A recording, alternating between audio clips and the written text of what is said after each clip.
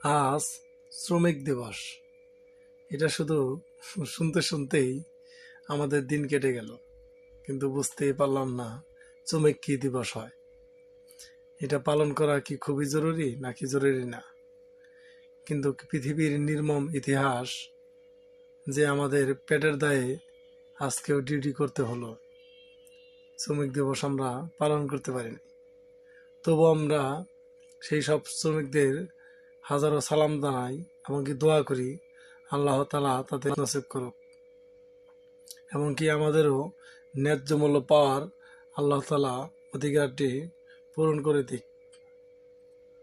আমার মতো অনেক শ্রমিক আছে যারা আজও ডিউটি করছে, আজকের এই 1 মেতেও ডিউটি হচ্ছে।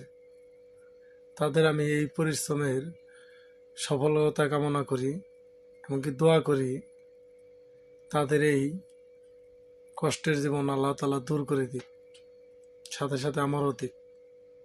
এমন হাজারো শ্রমিক জন্য সবাই দোয়া করবেন। আল্লাহ হাফেজ।